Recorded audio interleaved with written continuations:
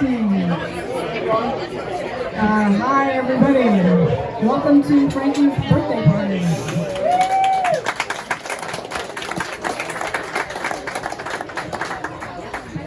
So, Frankie had been saying for years that he wanted to have. How is the sound on this? Is this good? Okay. He had been saying that he wanted to have a huge blowout party at the Rainbow on his 70th birthday. And it's his 70th birthday. Yay!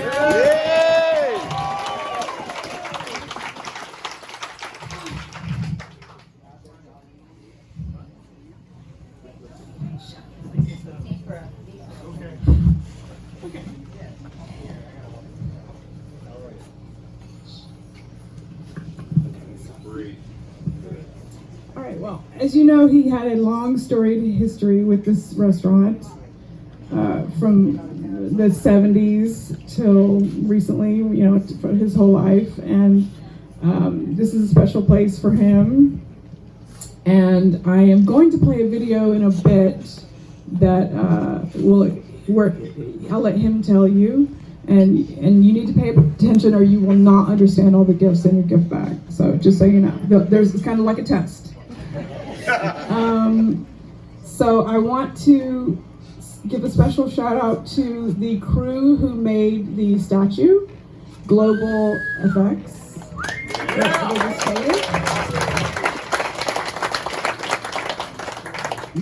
The artist's name is Alfred Paradisi.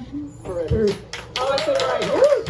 Right there in the hat. Heath and Bryce, also a part of the team. And so thank you guys at Global Effects. I wanted Blackie Lawless to be here because he has a hilarious story about the first time that he met Frankie at the Rainbow. He was, you might have read it, but he was looted out, leaning up against the wall, and it was Blackie's first night in town, but his name wasn't Blackie yet. What was his name originally? Steve. Blackie Lawless's? What was he? Who knows the answer to that? Blackie Lawless's real name. Steve. Steve what? Durant. I thought okay. Steve Durant. I thought it was something good for you. Anyway, I thought I would embarrass him, but he couldn't make it. But he did meet Frankie here for the first time, and so they also had a storied history here. But I'm gonna ask Rudy Sarzo to come up and tell a story because he knows some good Rainbow Frankie stories. Here we go.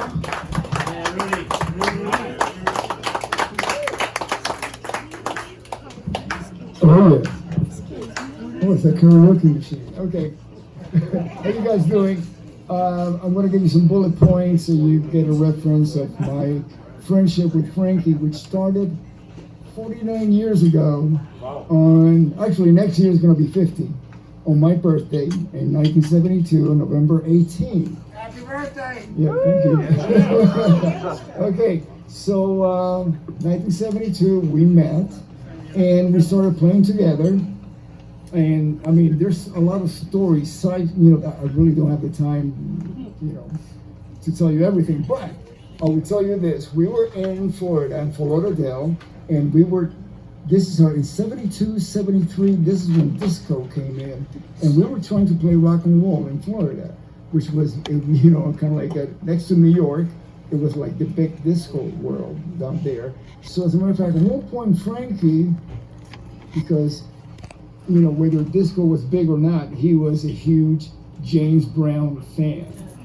So Frankie saw the opportunity for him to start playing funk, disco, James Brown music. So he actually got an Afro wig that he and play with the band, And that didn't last too long. And then, actually, there's somebody in the room who's actually known Frankie longer than I have, John Van Worden, right here. Yeah. and so we set up a strategy to leave Florida, and it was always like, okay, whoever gets out first is going to take care of the next, of the other one, and make sure that that we meet. So I wound up in Chicago, and at one point the drummer was out. And I called Frankie. So Frankie moves to Chicago. We played the circuit for about a couple of years, and we wound up here. 77, we were living together at Melrose and Sweetser, and we would walk every night to the Rainbow. And in 77, for everybody who was around in 77, they still had pay phones that you could go and look for change. So we would collect change. And so we got to Kings Road on Santa Monica. There was a place called Mayfair supermarket, and we would go to the wine section and choose the best looking plain wrap wine box that we could find. And it was always a surprise because it didn't say Chablis or red or white, it just said wine. And this white box with blue letters, wine. And that would be like about $1 to pay that. So we started working on a buzz because we were starving musicians, you know. And one of the great things about the Rainbow that I look around, all you guys, and I mean, that was like Led Zeppelin's booth was back there, Deep Purple, The Who, the band Rainbow. So here we are, the generation that later on in the 80s became the new generation of musicians that were not starving anymore. But the Rainbow was always embraced us. Even if we were starving musicians, I think it's the same carpeting we have back there. It feels like it. It feels really sticky. You know, and what we would do is do the walk. We would walk around hoping that somebody would invite us to sit down and maybe have one of the cinnamon buns that were so tasty, or a slice of pizza, or network with other musicians. So we would do that every single night. I mean, there was no social media. This was it. This was our social media. The reason why you came to LA was to come to the Rainbow and network if you were a musician from out of town. And I see a lot of faces that we all went through the same thing, and thank God we made something out of ourselves. Thank God for that. And but I got to tell you a story. At one point we met Ringo Starr's assistant. And at the time, Ringo was filming Cavemen. He was out of town. And she was all by herself, Sunset Plaza Drive. So he says, hey, why don't you guys come over and stay with me? So I said, sure. We were homeless, you know, come on. So we went out staying at Ringo's house, and it was beautiful, it was really nice. And one day, Ringo comes back. And he decides, I'm going to move out of here, and can you guys help me move? And so we helped Ringo move out of this house to his other place. It was actually on Woodrow Wilson. It was Mama Cass's old house. She had passed away at that time. And so we helped him move, and we get to hang out with Ringo, and we're like, you know, being huge fanboys. And so he gives us $20. And we're like, oh my God, we got $20. But this is a special Ringo $20. We can never ever spend it. So that night we came here and we had pizza and drinks thanks to Ringo, you know. And what's great about being here talking to you guys about this is the fact that there's going to be an unveiling. Can you say what it is? Yes. It's a statue of Frankie. Okay, so I can say that. Okay. So what's really fitting is that Frankie symbolizes every single musician that walked this carpet. Because this place gave us hope and faith. It was going to happen.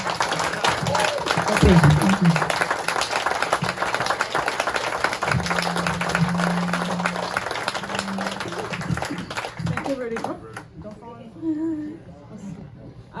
By the way, Frankie's with us tonight.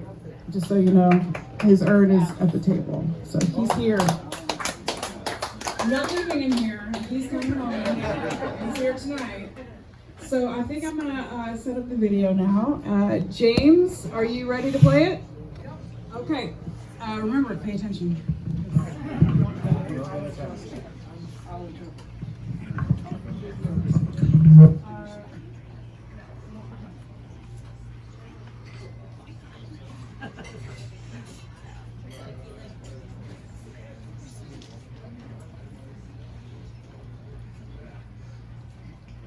Kevin had asked Rudy about me. He wanted to get some background information about me. He says, you're gonna have to hang out with Frankie to see what he's like and make up your own mind. And so, out of nowhere, I get a phone call one day, and it's Kevin. So he asked me if I was doing anything that night. I said, no. He goes, so you want to go to the Rainbow? And I said, sure. But you're gonna have to pick me up because I don't have a car. So he said, okay. And he came and picked me up in his yellow oval GT, which is the Corvette. And so he comes into my apartment and we looked at a bunch of records, and it was great because a lot of the records I had, he had. So all of a sudden, that was the beginning of our music appreciation relationship, because here's like two guys that are listening to pretty much all the same thing, which nobody else was listening to. So I get in this car and we're on the way to the Rainbow, and I said, wait. Go past the Rainbow and go to Gil Turner's Liquors. And he said, okay. And so we parked the car and we went in, and I said, do you have any money? And I think he had $10 and I think I had $7. And I said, okay, we'll each put in $5, and we got a bottle of Mouton Cadet, white wine. And we took it out to the car, and no bottle opener or anything. I just kept pushing the top of the cork in with my thumb until we went through, and I downed half the bottle. And I gave the other half of the bottle, and he goes, you expect me to drink this? And I said, yeah. And he goes, why? And I said, primer. He drank the other half of the bottle, and by the time we pulled up to the parking lot of the Rainbow, which was like a block and a half away, we were lit. So we go into the Rainbow, and he went one way and I went the other. And that's the last we saw each other that night. So the next day, I run into Rudy at McNatural's, and he says to me, what happened with you and Kevin last night? And I said, what do you mean what happened with me and Kevin? And he goes, yeah, he called me up this morning. He goes, that guy's an asshole. And I said, why did you think that? He goes, because he says you guys walked into the Rainbow after drinking half a bottle of wine each, and then you disappeared and you left him there. And I said, how can I leave him there? He had the car. And so that was Kevin's introduction to the way I was at the time. I really didn't have anybody to work with. As a matter of fact, I used to get dressed up in my best rock and roll regalia and go into rehearsal studios and with a stick bag and pretend that I was there on business. I was there for a rehearsal.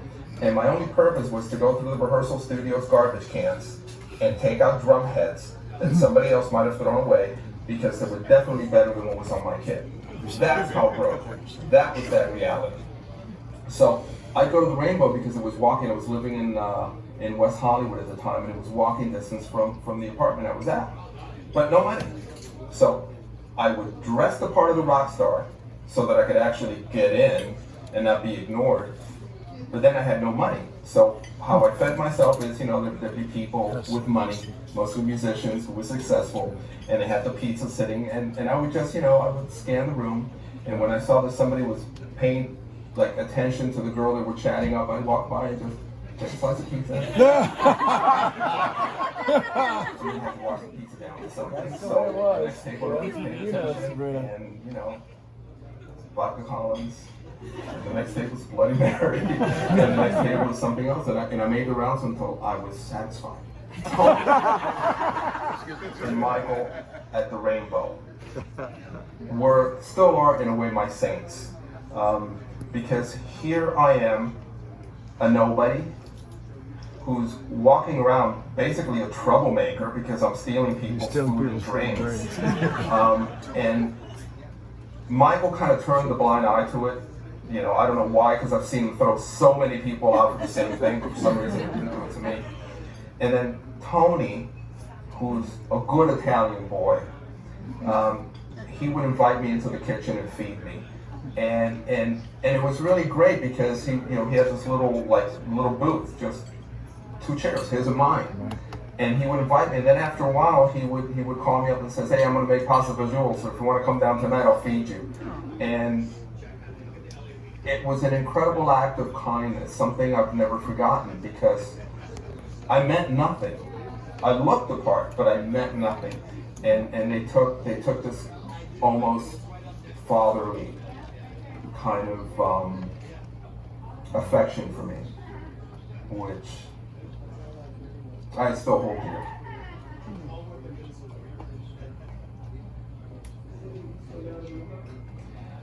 I rarely go there anymore, but when I go, the first thing I do is go see Michael, give him a hug, give him a kiss on the cheek, and then if Tony is there, he's only there limited days now, not like in the old days when he was there every night. I still go into the kitchen and I kiss his ring, and he immediately wants to feed me. He'll pour me a glass of the best wine he has, not what the regular customers are drinking, and he always asks me if I want a shot of anisette with espresso beans at the bottom. That's it's customary to do by well-groomed Italians.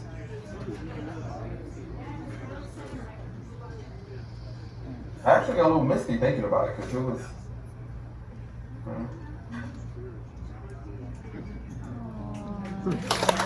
Yeah! Yeah!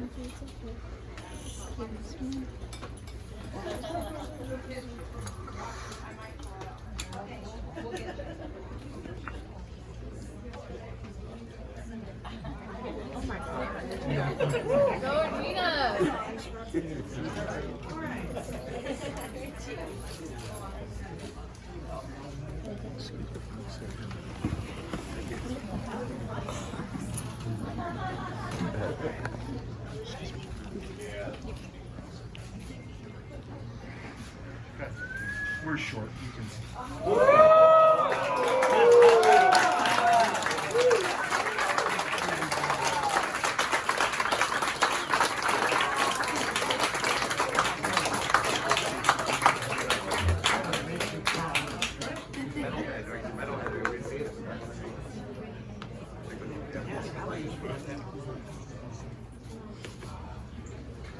Drumsticks and all, that's great.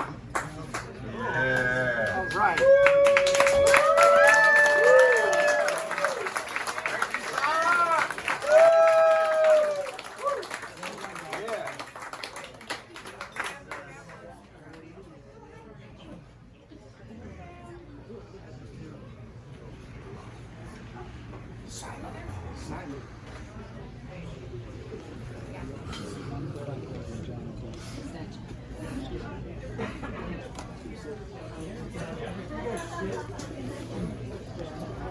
Excuse me.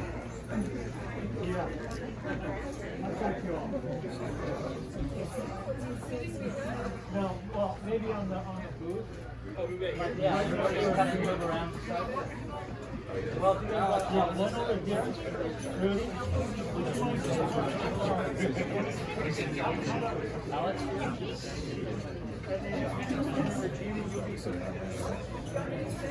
No, you take that. And then just a little bit to your left. Yeah. You want to step forward.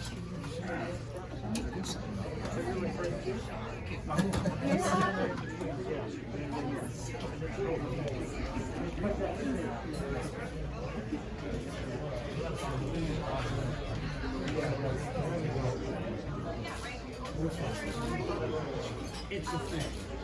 I agree. I ain't gonna say it. It's a thing. We're talking about it's a tradition. It's a rock